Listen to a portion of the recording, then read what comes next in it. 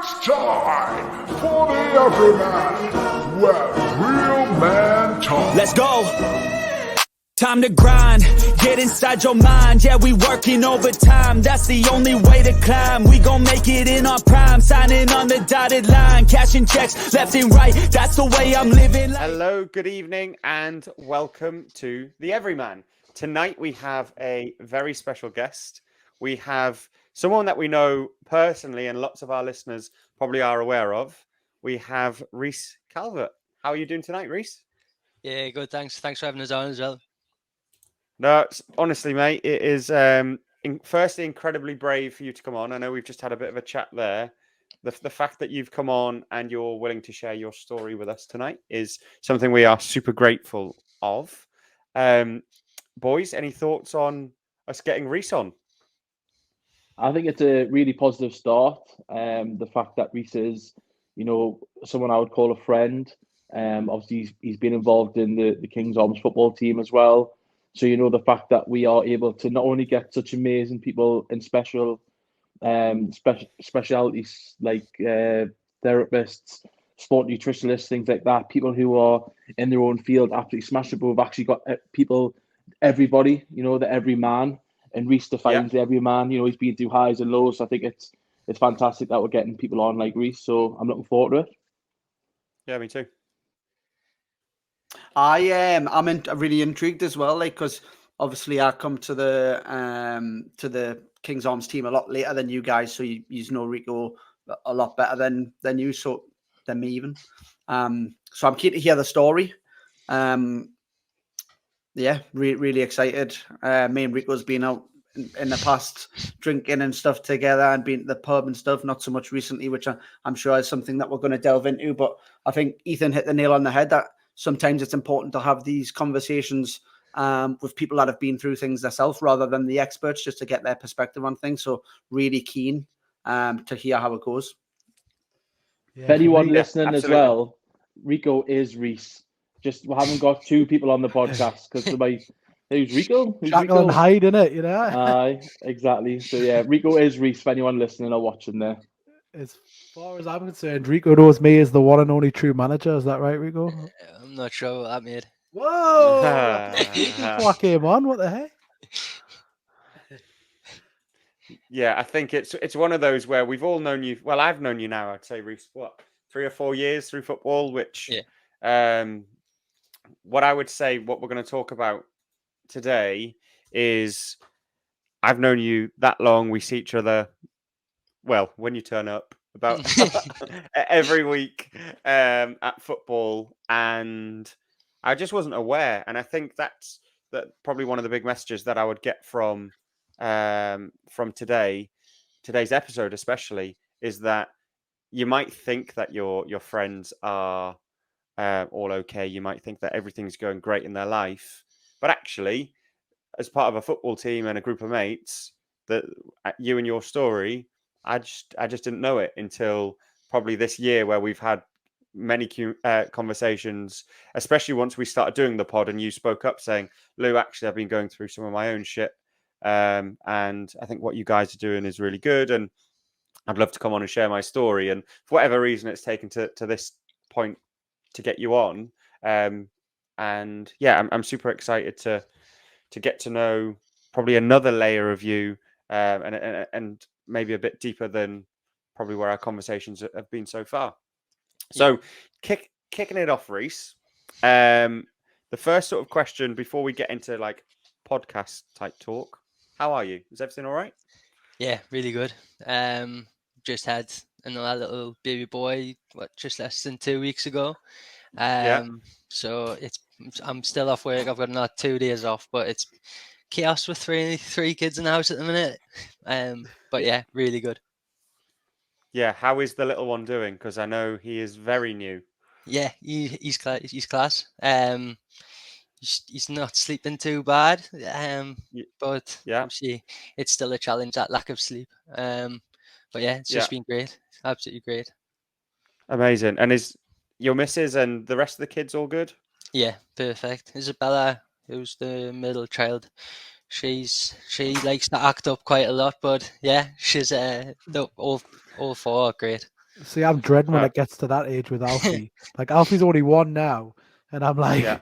it's already so hard. I don't know how you have 3. I'm like, oh my god, it's already hard enough with Yeah, 1. it is Yeah, so hard with one. Yeah. 5'2", and a newborn. So it's God, madness. a bit of a madhouse at the moment. Yeah. Yeah, no, I bet. I bet. So let's kick it off. As part of our podcast, one of the sort of the key questions we ask the majority of our guests is, what does men's health mean to you?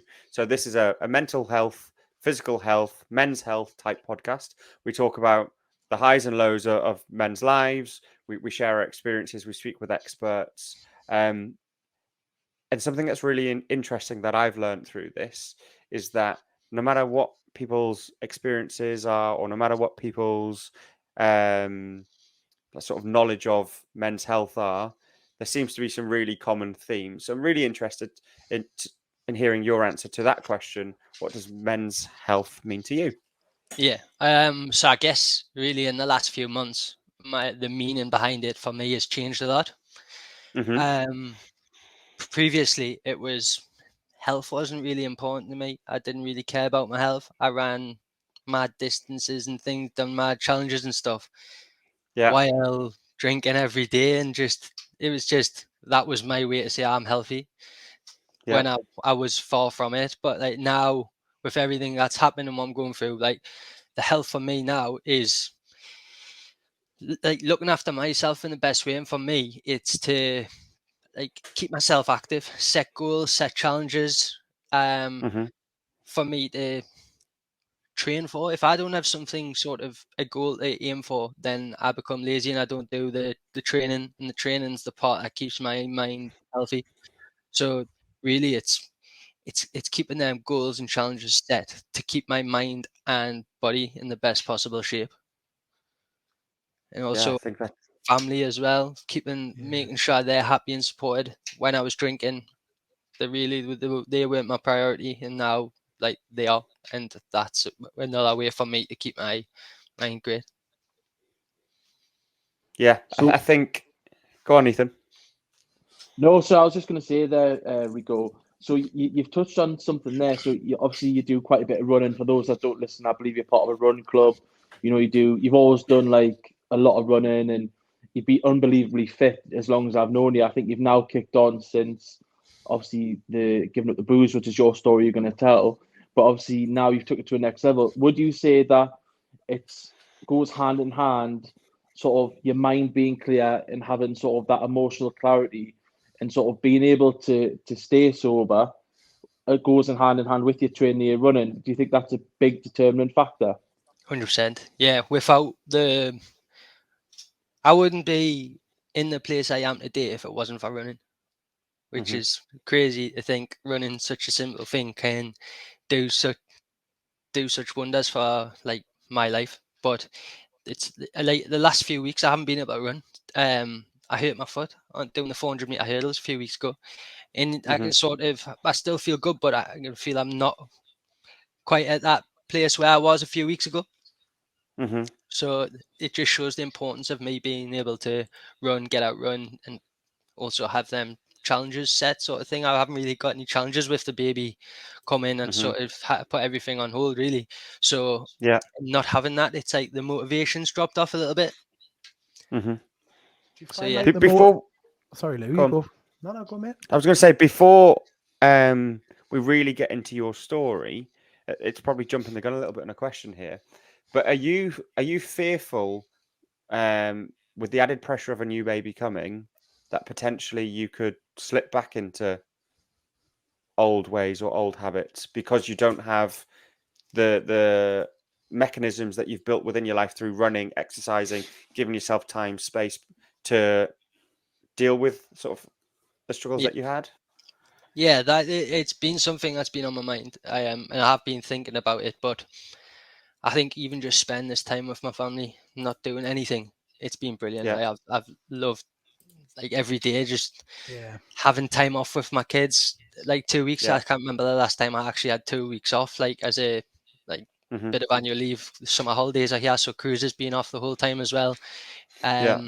So at this minute, I feel really comfortable. Obviously, when I go back to work and I'm juggling all sorts, I think that's when the real challenge will start. But it's something that I just need to keep on top of. It's about awareness as well, like your own awareness and making sure that you know when. When I'm starting to get back to that place, I know that I need to get myself out. I need to do something just to freshen myself and be prepared. Really. I think the loose question pretty much tied into mine anyways. It was kind of perfect hand in hand, because what I wanted to say is, I know you said obviously basically how like running is your sort of free space and kind of clears your mind and keeps you motivated, etc. But having that new baby probably has taken part of that, like, and almost transformed it into a family orientated sort of mindset. Well, I know personally for me anyways, I don't know if it's same for yourself, but having Alfie kind of give us a priority, if that makes sense. Where I try to use priorities without him, like I had to kind of cope off things that I did. For you it's running, for me it was other things. So as far as that's concerned, it's nice to kind of refreshing to hear that people go through the same stuff, which is why it's good to talk. I think a lot of the time we don't feel like we're normal, and then when other people say things and you're like, actually, you know what, I kind of get that. You kind of like, you know what, it actually makes sense. So yeah. So let's really get into it here in terms of you and the struggles that you've had. If you were to sum them up in a few sentences, Reece, you can elaborate further if you like. How would you describe the challenges that you've sort of faced over, I don't know, recent years? Okay, so I've only really started to know that I had a problem with drink pretty much maybe the last year or so, 5 months sober now, but it was probably about, I wouldn't even say a year ago or so. November was when I tried to stop the drink. It was all, like you say, we'll get into the sort of more nitty gritty, but I realized I had a problem with alcohol. I tried to stop. I started going to AA, things like that, and I kept picking that drink up, and to the point where I did try to commit suicide. I ended up on the train lines next to the station at Westmore. Didn't know what else to do. And that was the moment of madness where everything, stand in the middle of the railway lines, waiting for a train to come. It was scary. People seen us go on the train lines, so they managed to use the phone on the crossing, to, just get the train stopped. I came off the lines once I seen a train coming behind us, and it was at a crawling pace, so there was nothing I could do. There was nowhere I was going from there, so I came off the lines, and it was awful. It was an awful time. It didn't improve after. It probably got worse for a couple of months after, up to the point where I did a running challenge, and that changed my perspective on everything. It's interesting you said about the one thing I wanted to ask actually is, I know you said you went to AA the first time, so like you did seek that help, but somehow still managed to like get to the point of where you were feeling, suicidal to the point of acting upon it. So from that perspective, the support network that you got from the AA, do you feel like you had any help with that, or what was the experience? Because obviously I've never had to go through that myself personally. So what was that support network like? Yeah, it was a big help. First of all, helped me identify that I was an alcoholic. That was the main thing I got from the first meeting I went, basically. Because I went in not knowing if I was one or not, someone that I wasn't sure if I just like to drink too much. I was a normal person, just I got carried away. That's what I was telling myself. I just drank because I'd had a stressful day, anything like that. So to get that identification that I was an alcoholic, because I got so much from the person that shared their story. It was pretty similar to my story. And I met a lot of people who were really supportive.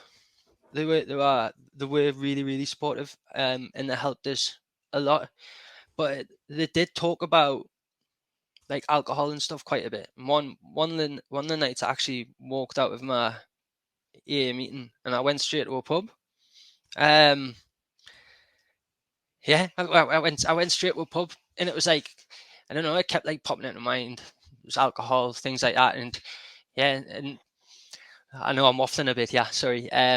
That's all right, mate. That's all right. But it's like it was a really it was helpful, but actually since I've only been once, and that was 2 days after what happened, with the suicide attempt. Mhm. I haven't been back since. I do plan on going back. I think kind of what I've been doing has been working, and I kind of do want to change that. And Mhm. it you've got to be quite committed to AA as well. So I ended up, before the last time I drank, I was trying to do something called 90 meetings in 90 days, because it's meant to be 90 days to change a habit. Mhm. So by going to a meeting every night, you're less likely to have a drink when you're at the meeting or whatever. But all I ended up doing was working, meeting, work, meeting, work, meeting. I wasn't seeing the kids. Some nights I wasn't seeing them at all. I went in bed. By the time I got in, it was more pressure on Charlotte. Charlotte was pregnant, so it wasn't easy for her, but she supported us in every way she could. But it was a challenge, and I think it got too much. I think I'd done 22 days sober, and then I'd had a really bad day at work, and I literally I walked past the metro and walked straight into a bar, because I then drank on the Thursday. This was the Thursday night. I decided, right, Newcastle are playing the cup final on Sunday, and I went out on that Sunday, and then that's when it all happened. Rico, Fucking hell, I know, well, Vine, you've summed it very well. Rico, I just want to say, that is incredibly brave what you just said there, mate. Yeah. Especially saying it when you know it's live, people watching on YouTube, Facebook. That is such a massive step in the right direction, mate. So, I just want to thank you for opening up to us as a bunch of pals, and also to anyone who's listening. I know there's been some great comments coming through as well. Mhm. So that's incredibly brave. I mean, Rico, I'm going to ask you this, and you can tell us to F off if you want. But what got you to the point of your lowest? So I know you've mentioned you went to the train line. Yeah. It's deeply worrying, but the fact that you've come out of it's amazing. But what was your trigger? What made you go there? Was it just What tipped you over the drink in edge? general? Yeah. What tipped you over the edge? And then what? Yeah, pretty much. I think there's it's quite a long answer to that question. Because it's all to do with how I'd linked drink to everything. So I had a bad day at work, I drank. So this all stemmed pretty much from when I was a chef. You had a good day, you had a bad day, you had any sort of day. You had 4 pints lined up for you on the pass for finishing work. You'd worked 18, 19, 20 hours.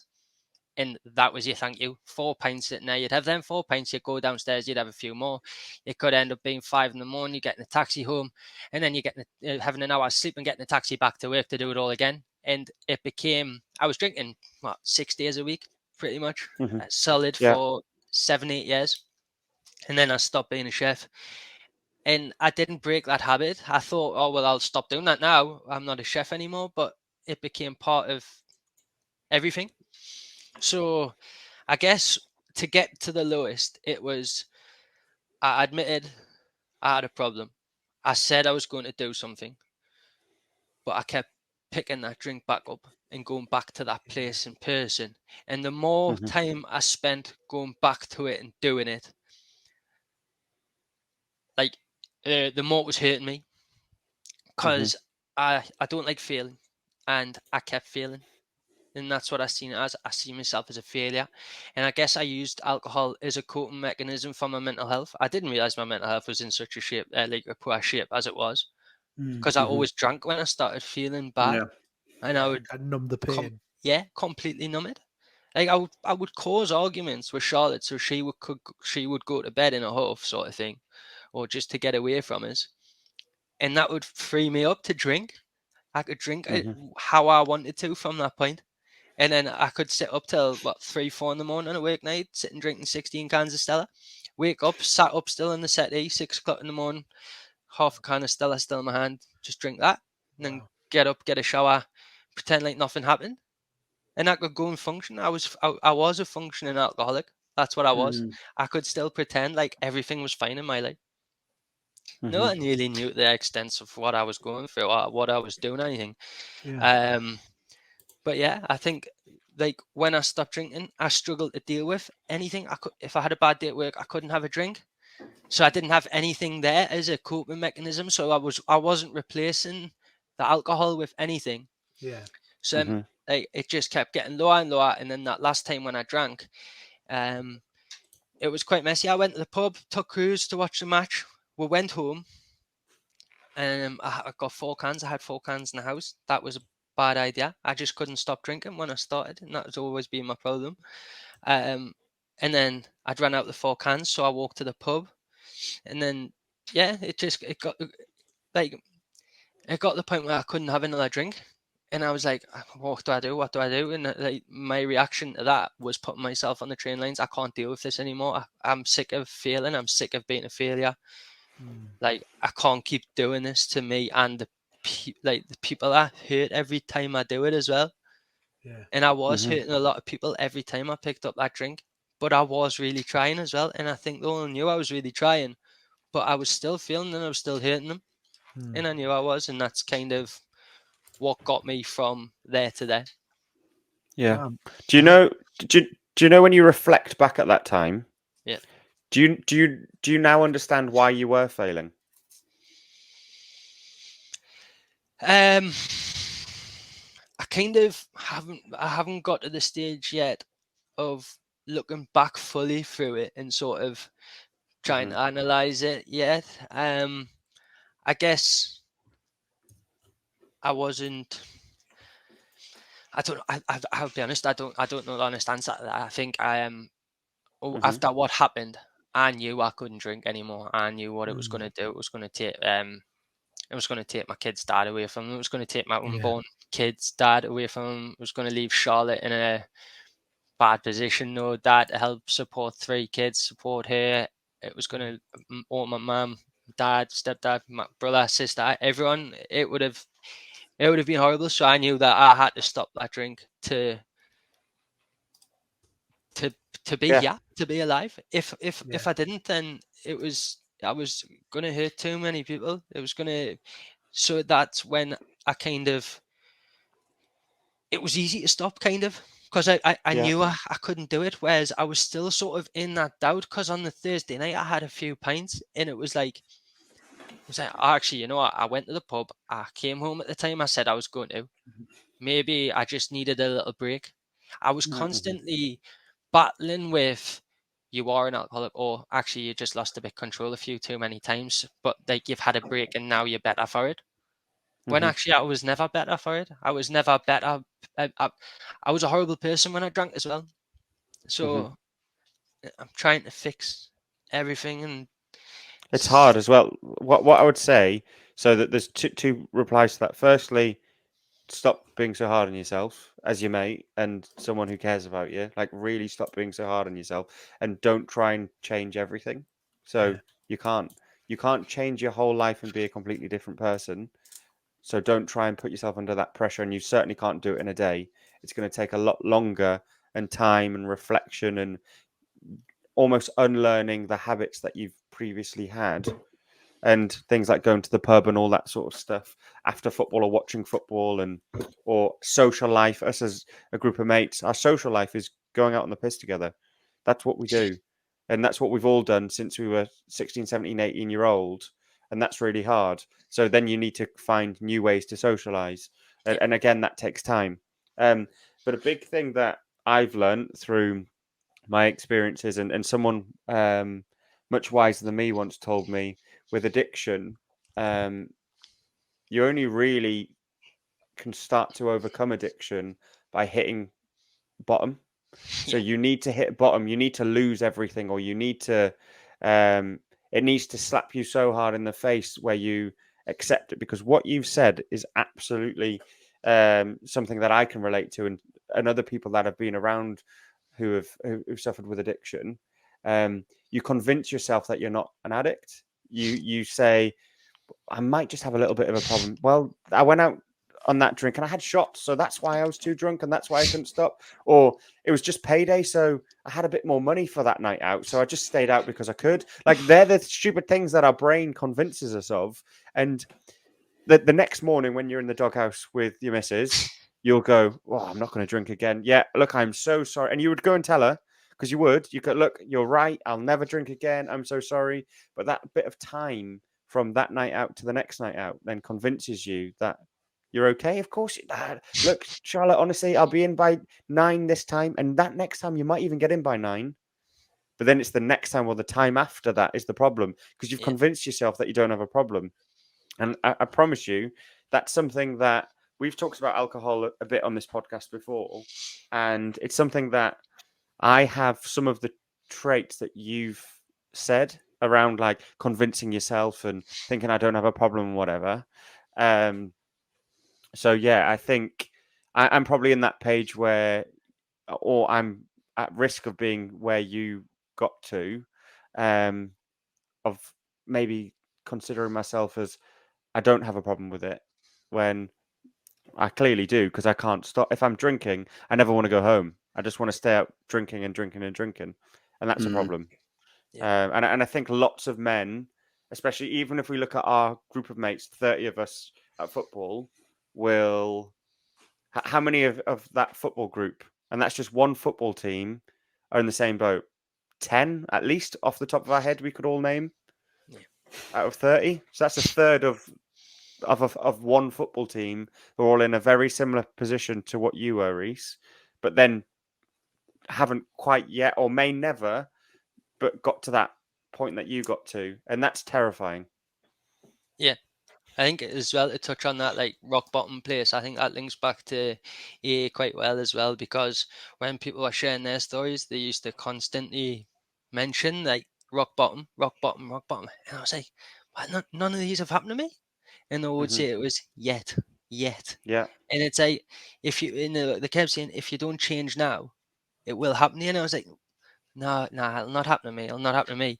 And it did. I hit a rock bottom. And like you say, I think it was needed for me to be able to go, whoa, actually, I need to change. I need to change my tactics here completely. I just need to stop. I just can't even get close to thinking about it. And yeah, I think, like you say about the drinking, the not being able to stop, that was me down to it. Even in the house, when I stopped going out as much when the kids came along, like, I just drank. I just done exactly the same in the house. I'd sit up till 4 or 5 in the morning drinking. It wasn't healthy for anyone. I was always in a bad mood the next day until I had my next drink. If it was on a weekend, I would, like, make an excuse not to go out, not to do the family stuff we've had planned, so I could sit and watch horse racing. Or the first race is starting, I can have a beer now. And it was just non-stop. I could never get a handle on it. If I said I wasn't going to drink till the Friday, some would come, oh, Newcastle are playing on Wednesday night, actually I need to have a drink then. Something always came up. Yeah. I mean, I've got to say, Rico, I'll be honest with you, like, when you first joined the team, I don't know if that was kind of like, from a timeline perspective, like, where you were going through it the most, but I could have never told. Do you know what I mean? I would have never known that you had these demons that you were battling with. You always turned up. Like, I never seen you, like, really pissed, if that makes sense, or nothing like that. I couldn't tell that you weren't. You're always the smiley lad. You're always the one who's having, like, all the fun and doing the piss take, and always, like, kind of like a bit of a joker, you know. So from my perspective, I would have never even noticed. And I suppose a bit of me kind of feels guilty that, like, I know we're not, like, super close or anything, but I feel guilty that I never kind of, like, asked how you were doing enough to, like, kind of figure out that there was something on there. And as far as I'm concerned, like, I kind of take a little bit of, not responsibility, but kind of like, I feel a bit shit at the fact that I never really delved deeper into it, because I think your class, like, I do actually consider us, like, mates, even the short time we're together. But, like, from my perspective, it's just something you don't really consider, and how someone's going through, because you're so busy with your own life. Do you know what I mean? Yeah, I think as well though, if like you had have asked us, like, all I would have said, oh yeah, everything's fine, and I don't know necessarily if at that point I'd even realised there was a problem. If I'm honest Yeah. with you, I don't think it was that long ago. Yeah. I did actually realise. Yeah. I mean, So there's loads of love for you right now. I don't know if you can see the comments, but there's absolutely loads pouring in for you right now. I haven't looked. I don't want to. Yeah. You've got a lot of people who love Rico. I'll tell you that much. Yeah. Yeah. I don't want to have a look yet. Ethan, you have a question? Yeah, mine's not directed at our guest tonight. Mine's actually just directed at Dean. Has he said a word, and is his microphone working? I just want to know. Just a quick I'm too sound busy test. listening, and then every time I think of something, you guys are like me. So I was just like, yeah, but no, I mean, I think what Lou was saying earlier on about resonating with your story. So much of what you say links to me as well. Like I think it's one of the big ones, and one of the main reasons is the FOMO, the fear of missing out, and that's like I know that when you left the team for a bit. And then you thought about coming back. You weren't sure because you thought you were going to get a no-show pub fine off me every week for not coming back to the pub. But no, I was happy to waive that one for you, mate. At first, I was rubbing my hands. Oh, he's give up the drink. He'll not be coming back to the pub. Yeah, it's a £5 every week. But no, honestly, mate, like really well done. A lot of people that have listened to this podcast before know that both me and Lou attempted to give up the drink. Mine was more towards aiming to try and do only drink on special occasions and not drink every week. Come home when I say I'm coming home. And a pint an hour. Yeah, I started off with a pint. I was allowed 2 pints in the first hour, then 1 pint every hour after that. And that started quite well. And I managed to do pretty much the same as you. I got through the first part of the year till the 26th of March when Newcastle got to the final of the Cup. So that's when, mine restarted, and then it started like that. And then it was like, well, when I go on holiday, I'll drink. And then I went away on holiday for 3 weeks and I come back, went on another one. And now it's pretty much just, it's just sort of regressed. And I think it's one of them things that it's so hard to do. So, we keep saying it. We say this, I think it's our catchphrase now, but hats off to you for doing it, mate. You can take your hat off. and keep it up, mate. Honestly, like we touched on it before the podcast. It's one of them things where we say, they always say they're recovering because they've never recovered, and it's because it's a something where it's journey. so easy just to slip back into it. But the FOMO, you didn't come to you come to the first part of the end of season 2. Had a couple of non-alcoholics and then took off, and I applaud you for that because I don't think I could do it. It's the FOMO, isn't it? That's the challenge. And I think, Dean, it's because we haven't hit with our alcohol, and hopefully we never do. Let's be honest, but we haven't hit rock bottom, and you have to hit rock bottom, I think, to accept that you have a problem, and that's the challenge. Reece, I think that is a great first introduction to your issue and the battles that you have currently. But I think I would like to take that back a little bit earlier.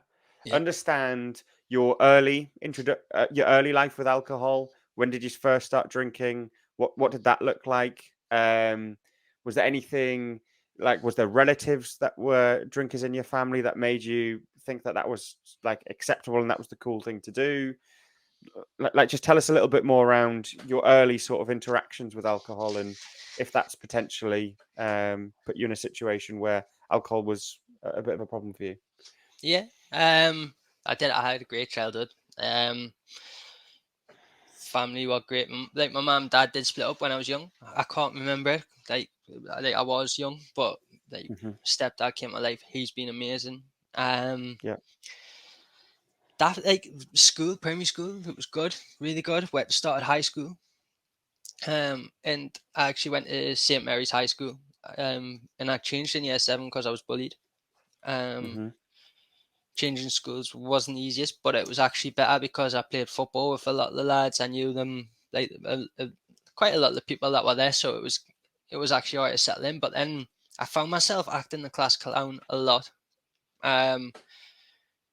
My confidence was really low. It always had been.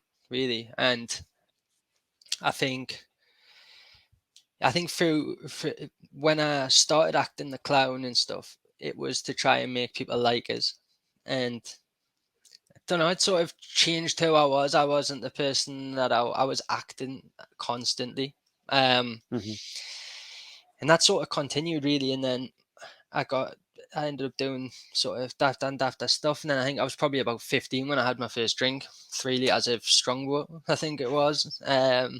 Sat and The good old days. Aye. And we're But we- 15 and you think Yeah. you're so cool drinking £3 Frosty bottle of Jack. 3 litres. Bought the 3 litre bottle of Strongbow it was, and I bought it in Subway next to the train lines. Great, eh? But that was a good memory, you know. I think that wasn't a bad one. My second memory, that was that was a different story. Put half a bottle of vodka into a small Oasis bottle and just necked it in one. You can imagine I was trying to eat sticks. People are telling us a stick was a hot dog, and I was trying to eat it and everything. So, yeah. But I think it wasn't so much a problem when I was younger. Like I went to town. I started going to town when I was 16. Yeah. But it wasn't very often. I wasn't really drinking. Well, I wasn't drinking through the week or anything. I was drinking on weekends. My dad got a pub, so then I ended up there pretty much Friday to Sunday night, and then it was probably when I became a chef at like 20. I think I was 20 years old. I was 19 when I started, and then Mhm. 20 when I was fully into it, and that's when the drinking started getting heavier. But going back to, like you say, like I was in pubs quite a bit because of Newcastle. I had season ticket at Newcastle. What was it? I was had it with my dad, his mates, and a couple of my dad's mates' sons, and we were in the pub quite a lot. I don't know if that's had an effect or anything, but I think I did think it was cool and stuff. So I guess it possibly has had a bit of a an influence. Thought, oh yeah, this looks really cool. This looks fun. What's this to drink? And I always wanted a drink. I always wanted to steal the pint instead of drinking Coke because it looked fun. So Yeah. I guess yeah, it probably does have a little bit of an effect. I think obviously the pub stands out as one, but that would be an obvious one for us to touch upon. The one that actually rung true with me more than anything was the changing school, playing a class clown and acting like someone else, showing off, putting a front on, because that's what drink does. It does it to all of us. Like I'm a fairly confident person. I will talk to anyone. I'll talk shit like the best of us. And I'll talk even more shit like the best of us when I've had a drink. And alcohol almost is like pouring petrol on a fire to that part of your personality. It just if you are slightly shy or slightly nervous or whatever, and alcohol allows you to be more sociable, allows you to be more funny, or think that you're more funny, think you're more cool, engaging, whatever, because you can then be this. You lose your inhibitions a little bit. You can be this clown. You can be the funny one. You can be super confident. Then I think people like that, and I probably count myself as one of them. That's where alcohol really is a problem, because it allows you in a social way to be the louder person. And Ethan, I know we've touched on this before. That's definitely something that is you. I'm describing myself, but I also know I'm describing you from what you've said before. Yeah, you can shake. Definitely your not head. me. Definitely. You can I shake. can confirm that Findy does chat wet back you when he's pissed. I can confirm that to everyone listening to the podcast. But I'm a wicked drunk, me. I'm a great drunk. I don't chat wet back you at all. I'm not going to lie, Ethan. The first and pretty much only time I've seen you drunk, you nearly started a fight at Dino's wedding. So yeah, well done to that. That is true. That is true. Very true. Shall we move on from that? I like how Job's acting large because he's just come on camera after finishing his tea as well. So let's not call us out. Let's not call us out. No. We're gonna act on with the lads. We'll see what happens. Yeah. All right, I'm getting off my voice. He's starting again. Ethan, I'd like you to touch on that a little bit. And I know I have called you out on it, but you have mentioned it before, and you are someone that I know very well. So I am going to put you on the spot. How has drink affected you in that sense? Yeah, I mean,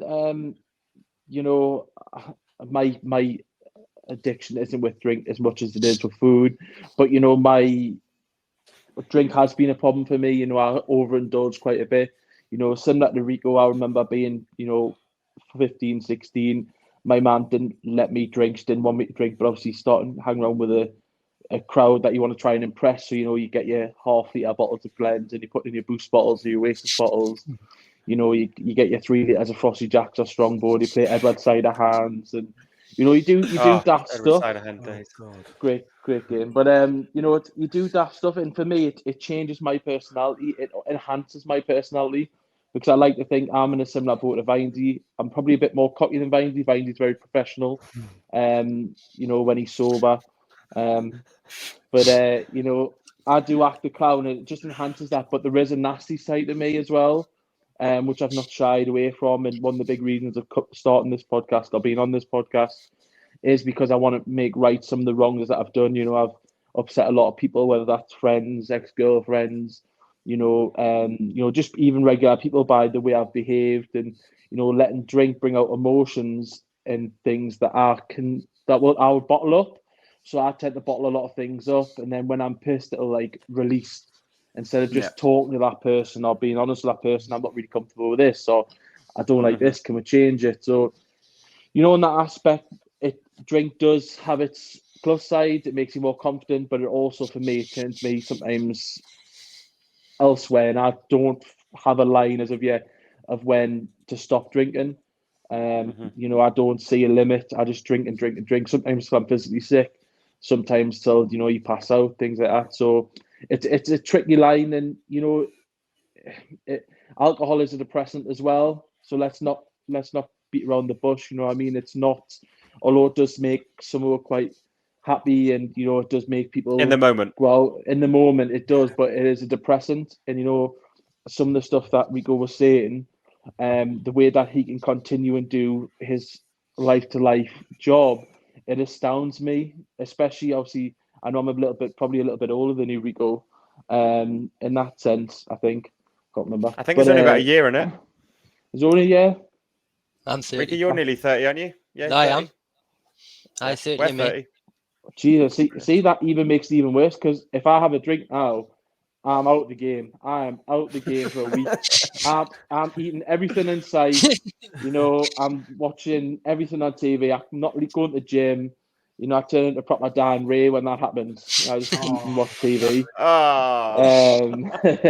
But yeah, I don't know how you could function. That's the thing that I can't get over, is the amount of potential you were drinking, and like you say, you would just function normally. I mean, was there any at all pushback from your body? Like, was there any weight gain? Was there any sort of, were you down in the, obviously I know eventually you got to the point of suicide thoughts, but during being a chef and things like that, did you ever have thoughts like that when you were in the mainstream of it all? I mean, if you wouldn't mind opening up about that.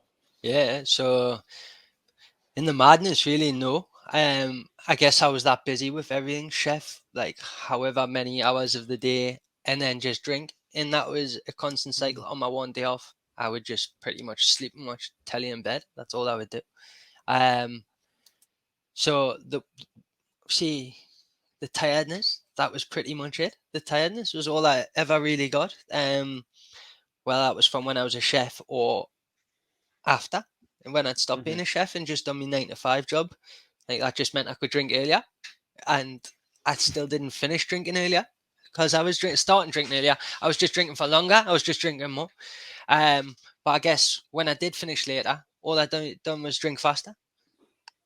It was I was never sort of missing out on drinking. If it was sort of towards the end as well, I was sort of trying not to drink through the week. And then because I wasn't drinking through the week, Monday to Thursday, Friday, I would just sit up till 5 a.m, sit and drink 16 cans and some rum or whatever, just because I hadn't drank through the week. So I was like, oh, well, I can drink as much as I want on the weekend. Start drinking at 12 o'clock lunchtime, drink all the way through until I pass out on the settee, pretty much. That was my life. It was just constant. Oh, I haven't drank this week. Okay, so now I can just make up for it on the weekend. It was just, but there wasn't any sort of tiredness. I was ratty with Charlotte. I was ratty with the kids. It was unfair then all the time. I was just was just tired constantly. I never felt fresh, and that's one of the main things I've got from this. It's like it's I'm obviously I'm nowhere near perfect or anything like that, but I am a lot calmer with the kids. I'm a lot better with the kids. I'm a lot calmer with Charlotte, a lot better with Charlotte. It's just that's the main thing I've got from it. And yes, I've lost weight as well. I think I've probably lost about 2 stone since November time. Class. Wow. Well done, mate. And like my belly, everyone will know about me belly. I always used to say when I did my running that was me fuel storage. Well, I've lost that, but I guess I can still do my run without that fuel storage. Yeah. It was odd, right? Because even Dean, I'm going to call you into this as well. The pair of you, the rest of your body, right, is probably 12 stone. If you look at the rest of your body, your weight is probably 12 stone. You look at your belly, and not you now, Reece, anymore, but even Dean's, right? The weight only sits on your guts. It's actually quite funny because if people seen like a chest up or a waist down, they think they're in decent shape then, to be fair. But it just sits on your gut, doesn't it? But I'm really bad for mine. Like, literally this little square of me body, just everything there, nothing on my arms or my legs or anything. It's ridiculous. Yeah. Rico, we are going to shout someone out here. So Scott McKinnon has said, proud of how far Rico has come. I've never met him, but speak to him almost every day. We support each other. His story is amazing, and he should be proud. Yeah. No, thanks, Scott. There's been lots of comments like that, but I think, Scott, that deserves a shout out, mate. Thank you for sharing that. Rico, what I would be keen to understand, so I know we've jumped from sort of where you were at sort of your worst point. We've gone back to sort of childhood and maybe understanding some of that. Let's talk about your recovery and how you've done it, how you're doing it, what it looks like. So if we go back to the day after train tracks, and you wake up that next day, were you drunk at the time on the train tracks? Yeah. So you're drunk on the time. So you've probably woken up with a bit of a hangover. Is that right? Still drunk. Still drunk. So you've woken up the next day with a bit of a hangover or drunk. Because did you just carry on drinking in the morning? No, stopped. No. Okay. So you went to bed. I ended up on the train lines.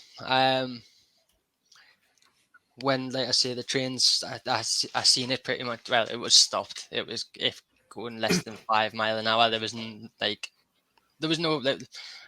could do. There was no point in staying on the trains. All I was doing was just disrupting everything. Mm-hmm. Came off the train lines, and then my mum lives around the corner where I am now. My office is set up in here. Just separates work from home. I found that quite useful as well. But yeah, back there, I came here. One of my mates, Jordan, I can't really remember if he seen us off the train lines or he met us here. And then I found out the police were coming. So I hit a bit of panic mode, and I said I was going to the toilet, but I knew I had some cans and from like the last time I drank that I said I was getting Danugo in the garage. So I went and grabbed one of them and drank one, and then got another one and sat with it. And then like the police turned up outside the door. So I got rid of the can and spoke to them, basically asked for help and stuff. That wasn't great. Probably didn't really get the support that I thought I was going to get from that. What, from the police? Yeah. Wow. I was meant to get referred to the crisis team. Wow. Mm-hmm. And they never done it. So I woke up in the morning. I went downstairs. I stayed in the spare bedroom here. Spoke to my mum, and then I walked home, and I had to walk across the train lines to get home, and fucking hell, that was a pretty weird experience, to be honest with you. Did anyone walk with you? No, I wanted to kind of be on my own. I was in a weird little place mentally. I felt guilt, I felt shame, Mhm. I felt all sorts of emotions, to be honest. And I did just kind of want to sort of walk on my own and have a cigarette and kind of try and process everything that just happened. Mhm. So I've done that. I got home and Charlotte had been trying to ring the crisis team, and that's when she knew like that the police hadn't referred us, so I had to self-refer. Like they came out. It was tough. It was really tough. The first, I think, so that happened on February the 26th. And I was off work for 12 weeks. Mhm. And I needed every day of that, really. I think kind of, I went back to work, I think it was after 6 weeks. And I wasn't ready, but like money had started like dwindling. I Yeah, was on you start. XSP. Yeah, starts going down, doesn't it? It's tough. Got a family, got a house, got bills to pay. So yeah, I went back, and then I pretty much went in to work as if nothing had happened, really. And by my second day, I had a full breakdown. Sat here, couldn't Yeah. even look at my computer screen, so I went back off again. I did Manchester Marathon, and I hadn't done really any running at all. And I was with the 4-hour pacer. I wanted a sub 4-hour marathon. I was with the 4-hour pacer up until probably mile 22. Mhm. And I sort of got bumped out when I was trying to get some water. I got bumped out the way, and then I had to like sort of go back and get the water. By the time I eventually got my water and had a drink, the pacer was quite far away, so I had to play a bit of catch up. I stopped for a piss as well. Yeah. By playing that catch up, I eventually caught them back up after about 2 miles, but I put in too much catching them back up, and I ended up doing 4 hours too. And I seen that as a massive failure, and that had a bad impact on my mental health. I felt low again. I felt like I was worthless again. Failed again, even though I wasn't drinking. I'd failed again. And then for my 30th, I decided I was going to do the 4 miles every 4 hours for 48 hours challenge, the David Goggins one. Yeah. I massively underestimated that, to be honest. But it did help us get through not drinking on my birthday. I went through my 30th and didn't have a single drink. So, when I was doing Mate, this 2 days incredible.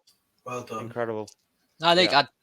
I'd been planning my 30th for a good few years, and I think I really struggled with the thought that I wasn't going to be allowed to drink on my 30th. But do you know when you say weren't allowed? I have to interrupt you there. Is that allowed by yourself or allowed by others? So this was kind of before that night. So before when that I night. was Okay. when I was in A, I always Mhm. brought up like it's my 30th. How can I not drink? Yeah. Obviously, after it happened, that didn't even come into the equation because I didn't want it for me. I think more so I was stopping for Charlotte and the kids when I was at A. I don't think it was for me. Yeah. I don't think I was doing it for the right reason. You need to be able to. You need to do it for yourself. Yeah. You can't do it for other people because you'll never do it. You need to do it for you. Mhm. And I think as much as I did want to stop, there was always that what you mentioned before, Dean, FOMO. It's massive. Huge. And I couldn't. My life had been drink for so long. I didn't see how I could have a life without drink. So, but that 4 miles every 4 hours. So the first I started 4 o'clock in the afternoon. Done that. Probably went far too quick. Burnt myself out on the first one. 8 o'clock one came. Done that. Dan Ray done that one with his, and then was it either 12 o'clock one? I had 2 people come to join us, Dan, Ray, and Matt, who I used to work with at the NHS. Slept in, didn't I? I only went to sleep at 11:15. So, No. I remember seeing that on Facebook. Actually, I remember seeing yeah. it. Like, I'm sorry, I'm doing it now. Don't worry.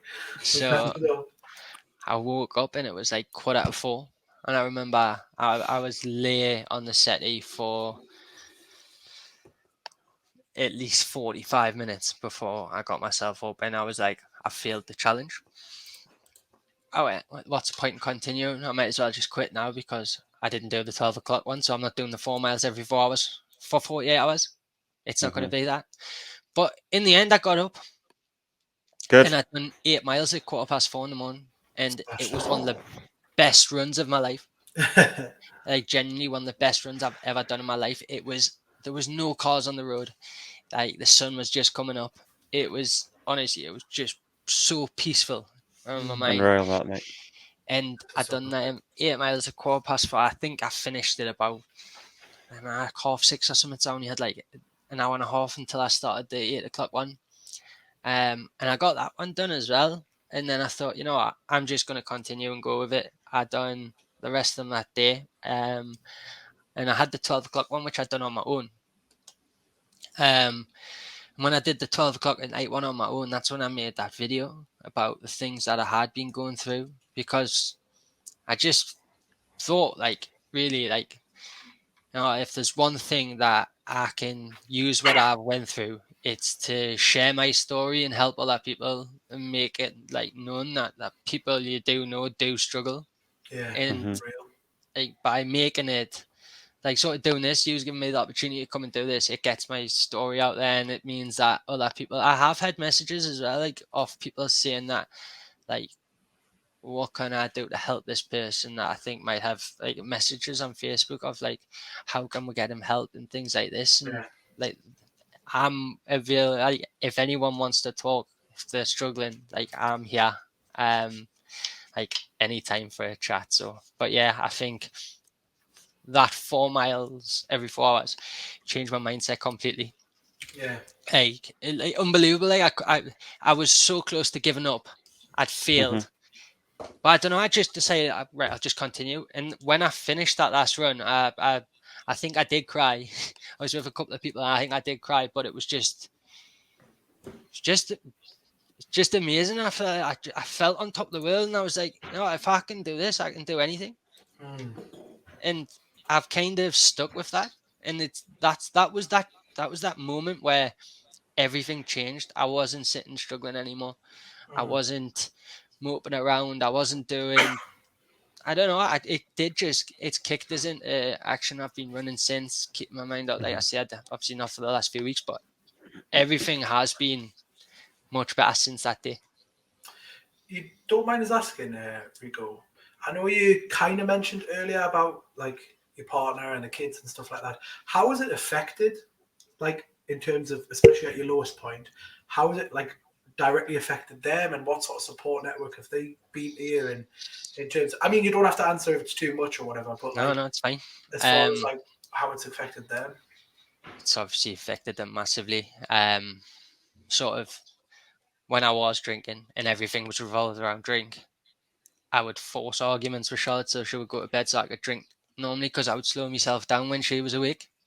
I would be like, it's fine. I'm just having one every 45 minutes to an hour, or whatever. Whereas really, I was drinking them every 15 minutes when she was in bed. I was just pretending. That's what life of alcoholism is. It's just like lying to the people around you about what you're actually doing. Pretend I was taking the dog for a nice long walk, and I was actually walking the print works and having 2-3 pints. It stopped my son from getting a really good childhood, really, because, and possibly like my daughter for a little bit, but like mainly Cruz missed out more because I would spend Saturdays drinking rather than going on family days, and that's what we're trying to change now. Charlotte as well. I caused, like I say, many an argument with her, sent her to bed, probably affected her mental health and stuff as well, just because I was selfish. And that's what I was. I was completely selfish about the whole thing. And I didn't even realize it until after. Until like I'm now getting sober, I haven't realized any of it. It's tough to look back and see how impactful you've had, like your drinking's had on people you love. Yeah, it is tough to look back and think on, but it has affected them massively, obviously, as well. Like the drinking, the suicide and stuff, that had a massive effect on everyone. It was awful. But everything's better now. I genuinely can't tell you how much like everything's improved since I stopped drinking. Like I I'm a lot more calm. I'm not snappy anymore because I'm not as tired. I'm a little bit more snappy and tired at the minute with the newborn, but yeah. it generally, like, everything is improving, and their lives, I hope, are getting better because I'm not as tired and snappy with my kids either. And if I was sitting watching a horse race and you wanted to talk to us, I had a little bit hungover, I'd be like, no, leave us alone. Daddy's watching the race and whatever. And now it's not. Like, I suppose that sort of touches on the gambling aspect as well, which I've knocked on the head to an extent. That's great, Rico. I mean, I know obviously the gambling's something else I want to touch on. Just something I want to deep dive into, and like I say, anything you don't want to talk about me, feel free to just tell us the F off. But, you know, we've spoken in the past about the people on this podcast who've got partners. So obviously Dean's got a wife, Joby and Vines, you've got girlfriends or partners. You know, and we've spoke about the support network.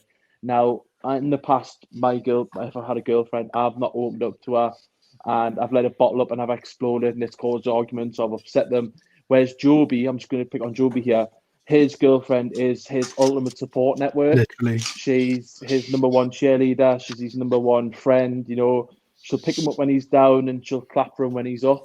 So, you know, it's something that, you know, it's really lucky. Now, I want to know a little bit more about your relationship with Charlotte in that aspect, because it does sound as though, and I don't want to sound rude, you pushed her away and to drink, which is something obviously you're over now. But how did that relationship, did it continuously struggle? Was she a person that maybe came to you and tried to speak to you about it, or were you very much left to your own devices? And how did you overcome those barriers? Say, if you didn't want to talk to her, how do you now talk to her moving forward, especially when you have those bad days?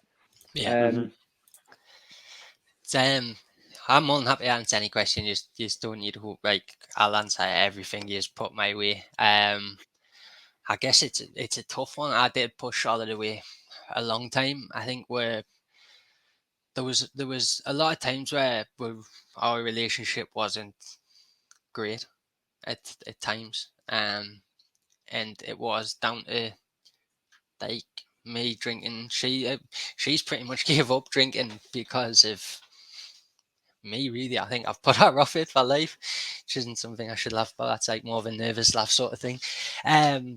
But yeah, it's like she was always there to support us if I wanted it, but it was more so I was picking drink over everything, and like I say, like, pushing her away so I could drink how I wanted to drink and stuff. Like, we went, like I say, that there's been a lot of hard times in the relationship, and I'm just really happy she stuck by us to get to this stage where things are getting a lot better.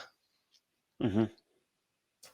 Yeah, 100%. If she can stick with you when you were an alcoholic and pushed her away, then what is it going to be like when you're prioritizing her and your family and you're living a much more happier life? So yeah, credit. I think we need to give some shout out to Charlotte here. She sounds incredible. So obviously we've all met, or most of us have met her, because she does come to watch the football matches sometimes, and yeah, she definitely is your number one fan. Even though the boys will all give you abuse from the sidelines when you miss a few sitters, I feel like Charlotte's still the one clapping and cheering you on. So she gives us loads of grief as well. As she should. As she should, mate. Yeah, as she should. She's gorgeous as well, by the way. I'll let you off with a few. Whoa! Hold on a second. I don't give Rico abuse because he's birds on the sideline and I'm trying to chat her up. Like, Alex, I could have finished that, you know, darling. You're not wrong. Yeah. God. You can keep her entertained, mate. I'll try, mate. Don't worry. I think Joby's question was really good around the impact that had on your relationship with Charlotte. But how has it impacted your relationship with? You've mentioned your mum a few times in the pod. How has it affected your relationship with friends, for example? Like we've discussed around our social life being around drink, and your dad's owned a pub previously, so I presume your dad is around drink. How has it impacted your relationship with other people since you've then started to step away from drink being your social life?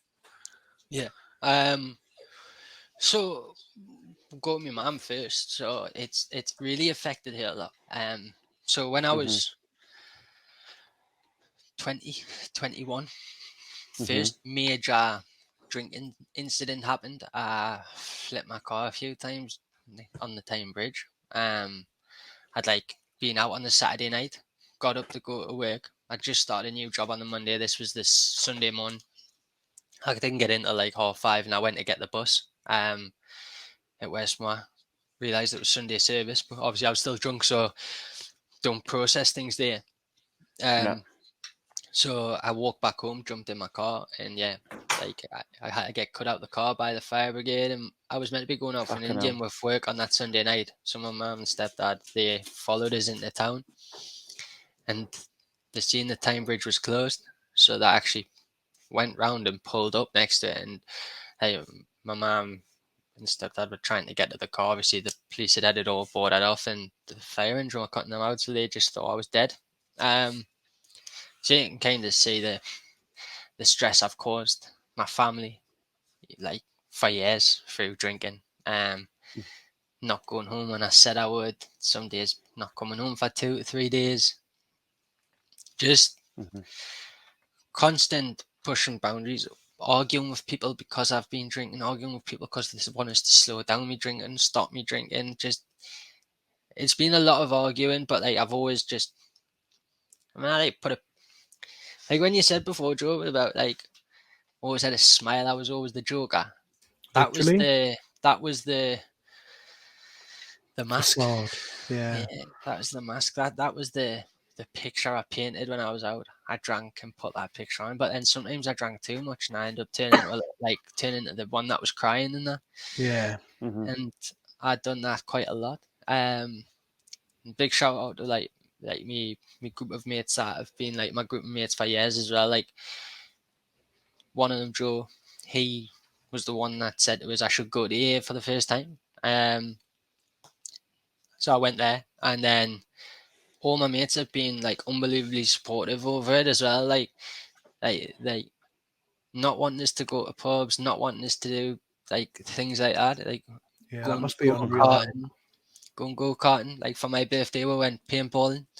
I just trying to like do things like one of my mates comes over and has non-alcoholic Stellas and Heineken. We get different ones from Morrison's and that, and we're sitting and watching football and things, or like the bare knuckle boxing and stuff, while drinking them, and like sort of do that. You know, like they've been a massive part in like helping us, and like just being in like the lads group. Like they've all been like unbelievably supportive, and I know that's something that a lot of people trying to get sober struggle with because they don't have the most supportive mates. And it's like Owen on the like not everyone in the football teams like sort of being aware of like the whole thing that's happened. So like when everyone was drinking the Jaeger bomb, someone went, Reece, you haven't had one, he has one. And Owen literally stepped away, went, no, Reece doesn't drink anymore, take it away from him now. And it's like, that's good to have because sometimes I won't have that defense myself. Yeah, 100%. So to have them people around you that are there to say no for you, that's what you need. Want real mates, don't you? Yeah, that's the thing. Definitely, we were saying that like you need to have that that network around you of people that are going to support you, and I think that's a main one. You know, like the lad, I think I'm guessing he's your COD friend. Is it Scott McKinnon? He stole what I've been waiting the entire podcast to say, which is, I've said it before, but I'll say it again. Alcohol's the only drug that people, when they say they're not taking it, people think you're weird. They think there's something wrong with you because you're not drinking alcohol. And it's a hard one. But just obviously, again, you were just you touched a little bit on it, and you've said you'll ask and you'll answer anything. So I'm just going to ask again. With the gambling, you said that, you know, that I know personally that was a big thing. It's been a big thing in my life at one point. Now I'm next to nothing. I'll dabble now and again. But how was your gambling? Where are you now? What sort of things have you put in place to sort of help curb that as well? Yeah. So gambling and alcohol went hand in hand for me. If I won, I'd want to drink.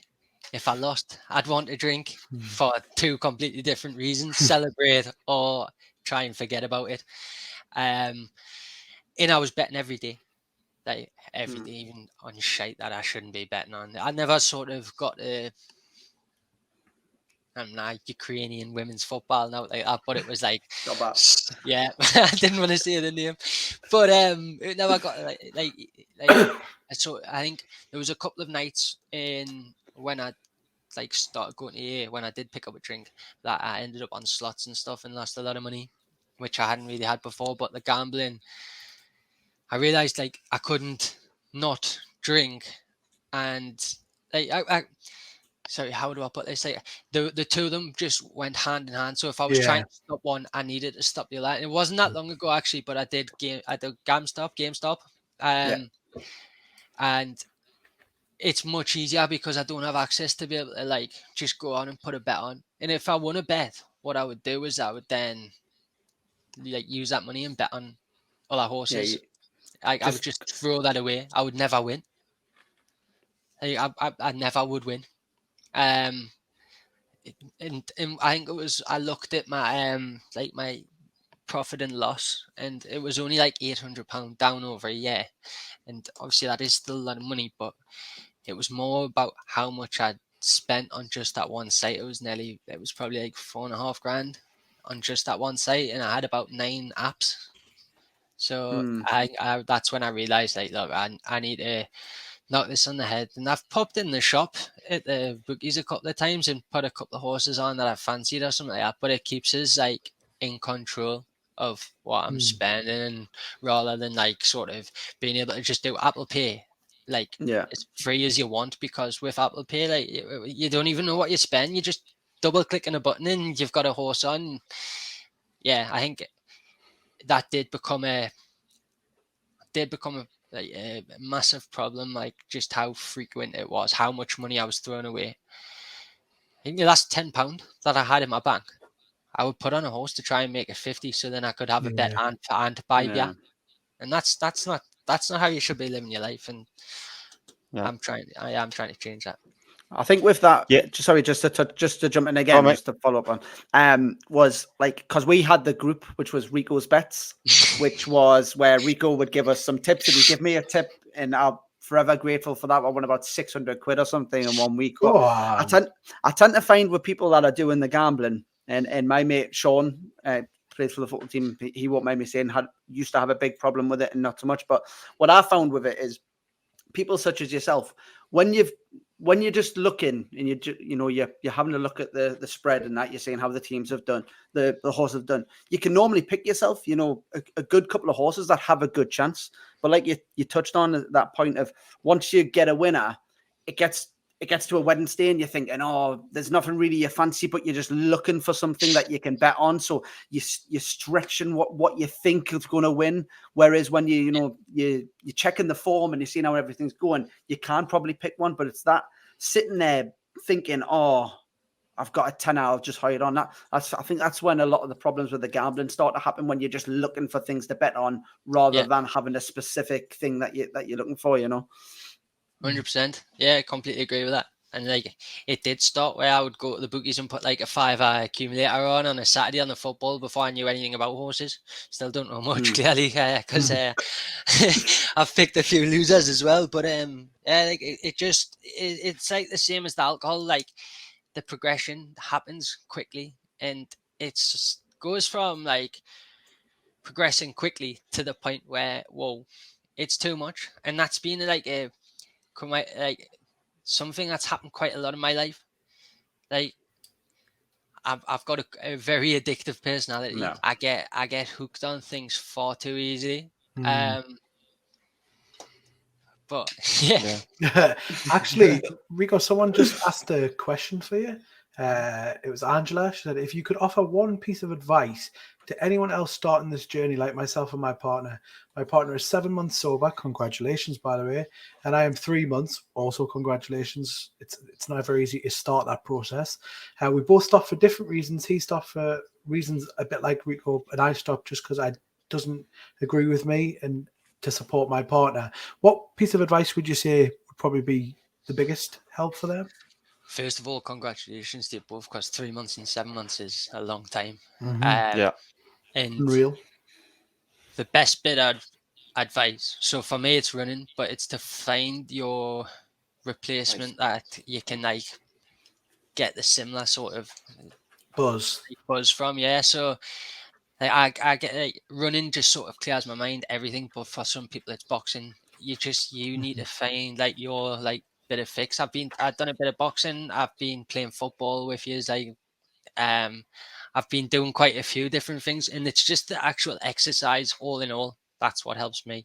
And yeah, it does actually quite enjoy the non-alcoholic drinks as well. They do help, but I know a lot of people don't recommend them. What's your How favorite so does- far? Sorry? I said, which is your favorite so far? Which is the best? Well, the Cottonburg tastes no different at all. The Stella tastes no different at all. I only just found that at the weekend. And it's great. And the Heineken Zero. Nice. Sorry, Dino. No, it was me. I was going to say. Oh, sorry, Luke. Yeah, but with regards to obviously finding exercise or like that's really helping you, how is being honest that you're like coming out and saying I was an alcoholic or I am an alcoholic? How has that changed things for you? Like actually owning your shit. Well, I lived a lie for so long. Yeah. So many people didn't know who the real me was. I only showed people what I wanted them to see, and it would be this like person that had a smile on the face, like trying to make people laugh. That's what, but that, like I say, that was kind of like the mask from school as well.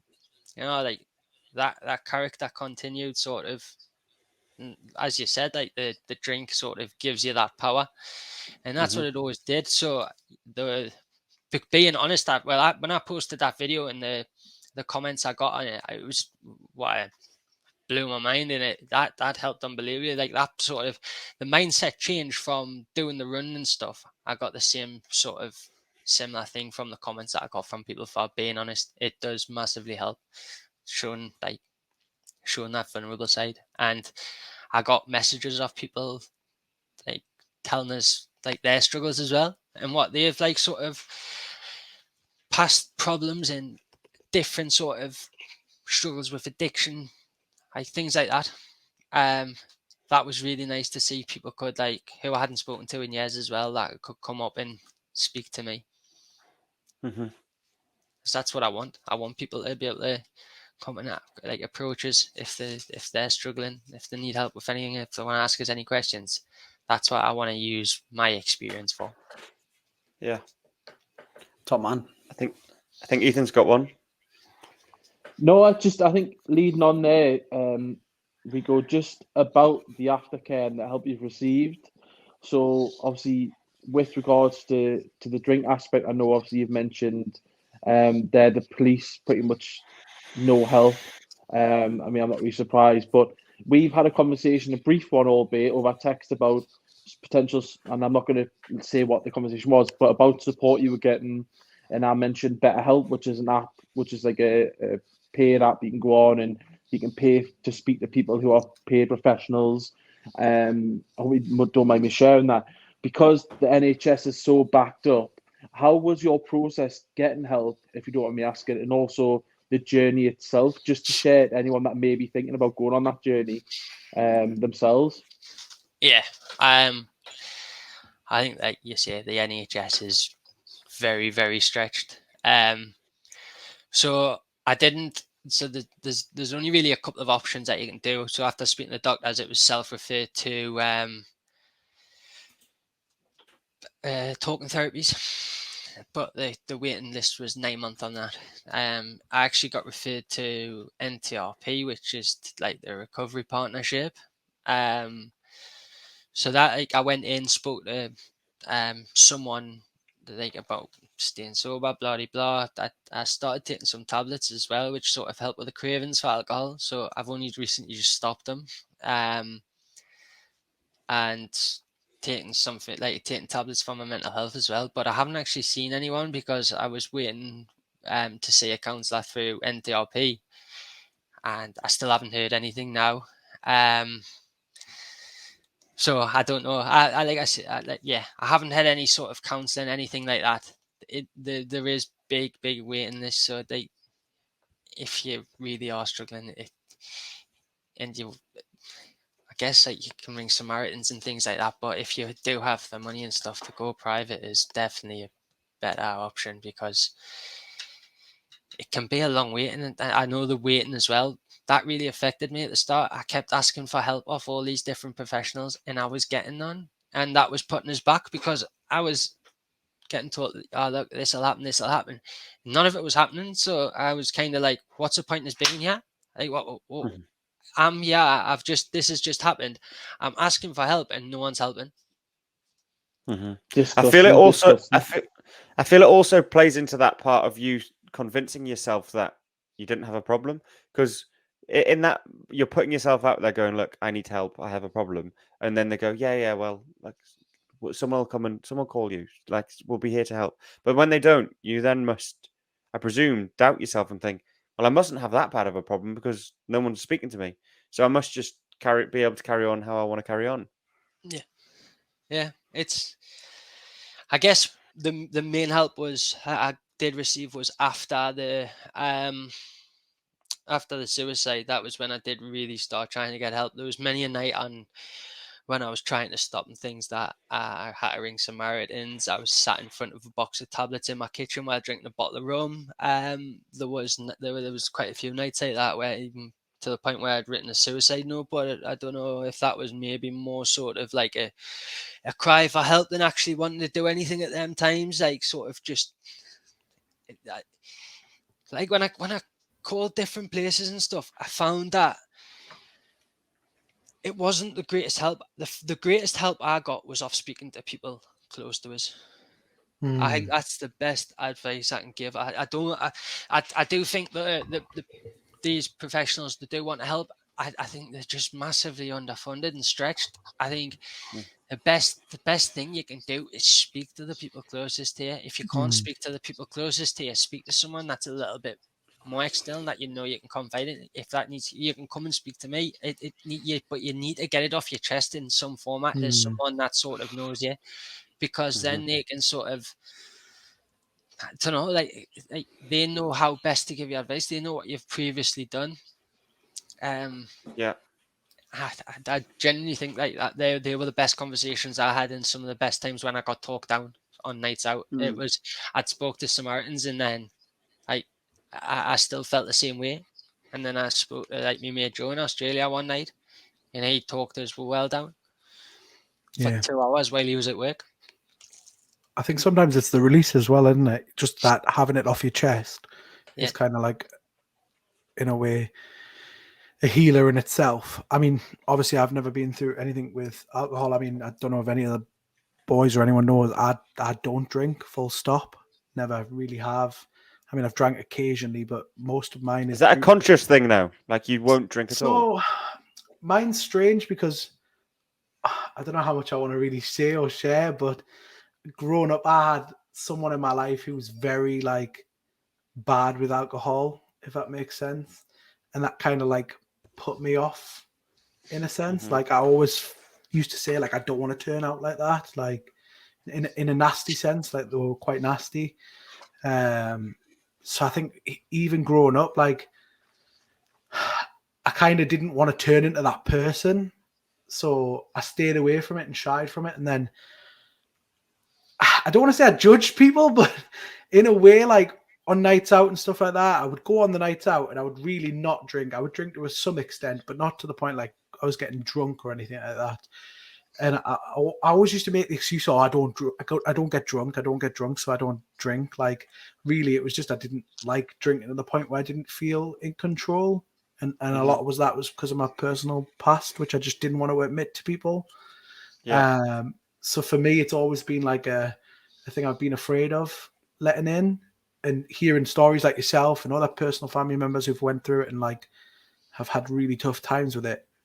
I feel guilty for like almost judging people for it as well, because a lot of times you don't see the story behind the alcohol abuse. You just kind of see like, oh, they're the just an outcome of the alcoholic. Yeah, drug. you're just Yeah, an yeah. alcoholic. Like that's it. And I kind of feel guilty in the sense of You don't have to feel guilty, mate. no, but because your I perspective have is had your that perspective judged. of No, what you see. but I have judged people for it. Like I know I've judged people for it. I know personally, like I've been on outs out and I've seen someone like falling over and being sick on themselves, and I thought, oh god, they're just complete idiots. Do you know what I mean?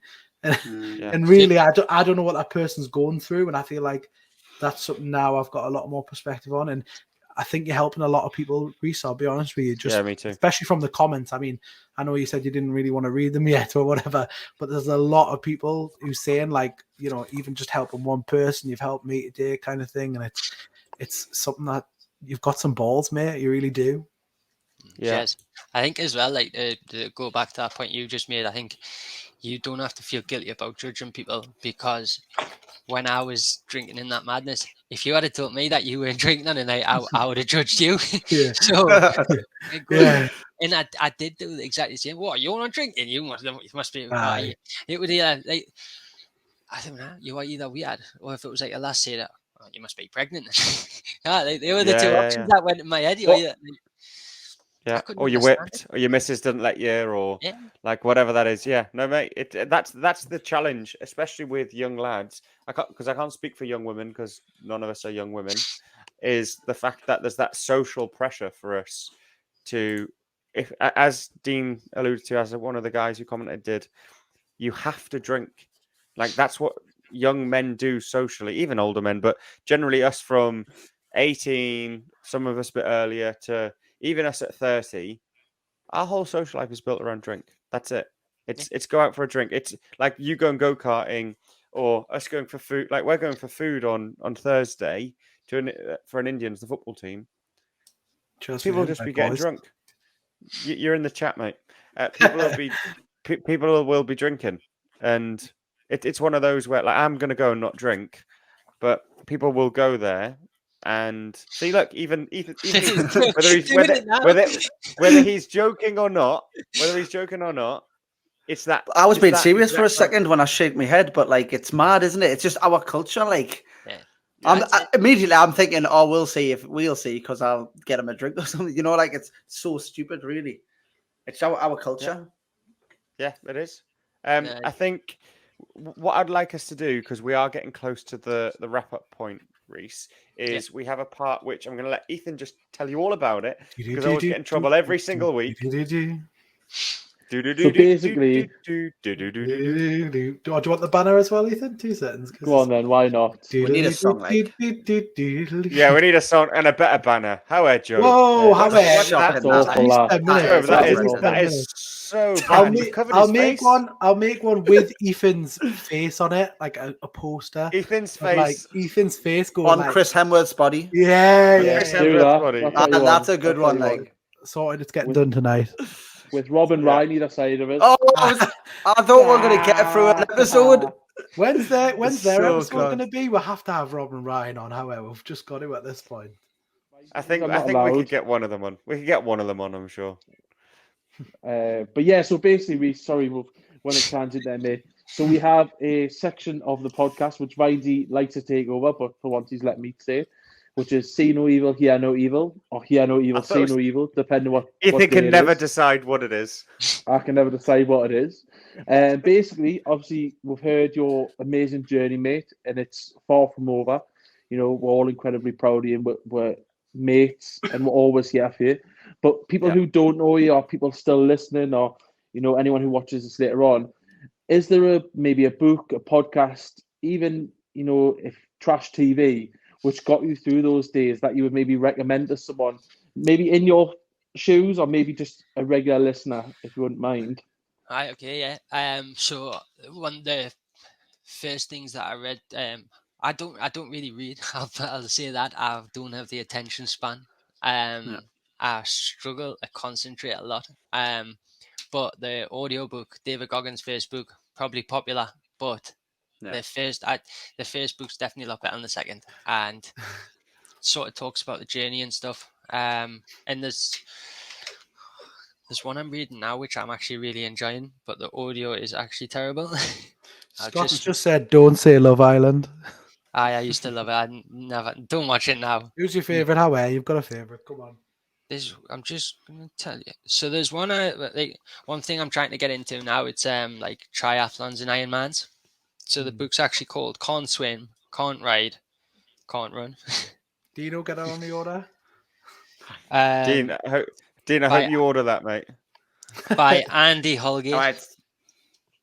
And Andy Holgate. So far that I'm into it, it's been a really good read. Although the person doing the audio is unbelievably boring. Oh. So maybe read the book instead of listen. But I am still enjoying it. It is a good one. But definitely the David Goggins, like his sort of story, it's inspirational. incredible. Stuff. Yeah, His mindset's mad, isn't it? It's just unbelievable. Like I've never ever seen a human that can just create the mind Focus. in a certain way. Literally, it's crazy. There is actually one more as well. It's called, I think the book's called The Marathon Man. He ran how was it, something like Is that a film? 402 marathons in 402 days. And his story is unbelievable as well. I met him when he did it. He did like a inspirational speaker thing at one of my work conferences, and his story is insane. And then he just decided to go and start running marathons, and he just ran one every day for 402 days, raised over £1 million for like child bullying charities and stuff, got a Pride of Britain award, and just insane. So yeah, them three I would definitely say. Class, Rico, thanks for the recommendations. Dino's got them on pre-order. Be here tomorrow, Amazon Prime. Just the one for you, mate. We don't need you. Yeah, never read them. Just one for you, mate. A recommendation. I don't usually do this, but something, unless you've not read it, maybe you can get the audiobook, but something called Finding Ultra by Rich Roll. He's the guy who struggled with addiction. He's overcome a lot. I won't tell his story for him. The book is phenomenal. That's something I would maybe get added to your list, mate, and maybe you can take some solace and inspiration from that book if you haven't already had a chance to listen or read. And for anyone else, Finding Ultra, yeah, by Rich Roll. We take note. If not, I'll text you after. I'll definitely get onto that one. Yeah, if you wouldn't mind dropping us a text, please. I will. Don't worry, mate. Top man. Yeah, so we're probably at the end of the podcast now, and before we get to the closing thoughts, I just want to say thanks, mate. And I mean that, for sharing your story with real honesty, no holes barred. You've not tried to hide anything, not tried to cover anything up.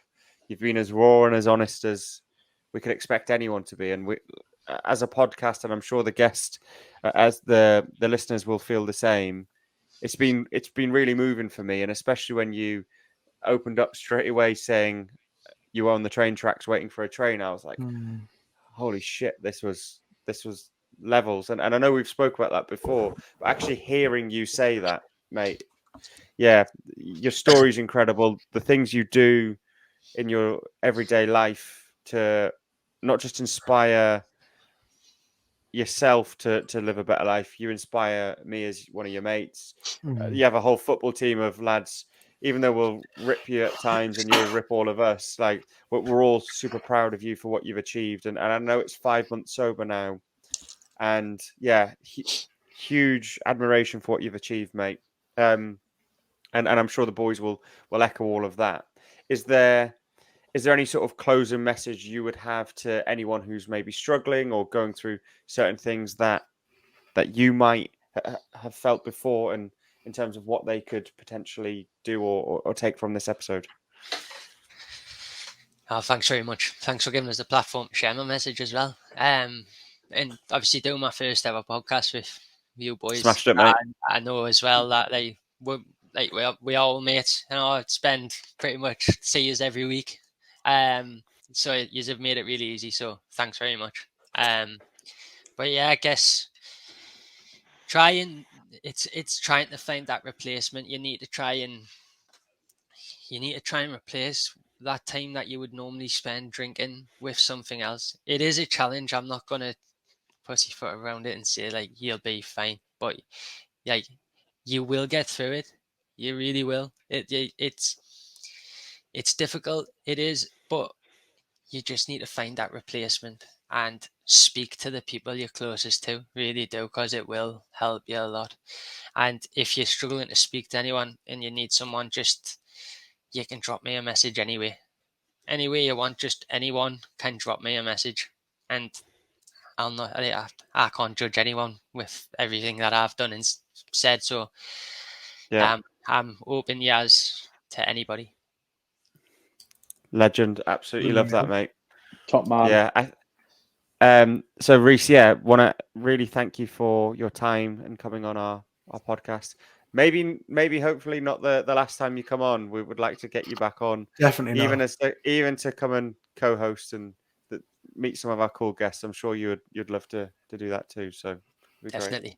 Great. Yeah, I've loved it. Thank you very much, boys. Legend. All right. Thank you very much to all of the listeners.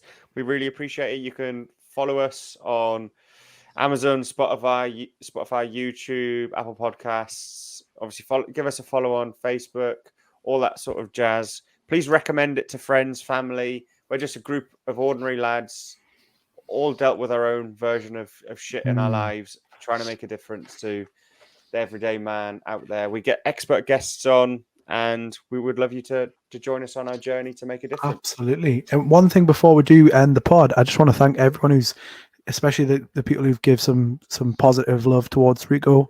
It's never easy to open up, and I think you've made it really easy for him in that respect. So cheers to everyone.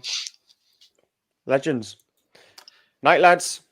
Thank you very much. Bye, everyone. Thanks a lot, everyone. Cheers. Bye-bye. Let's go. Time to grind, get inside your mind. Yeah, we working overtime. That's the only way to climb. We gon' make it in our prime. Signing on the dotted line, cashing checks left and right. That's the way I'm living life.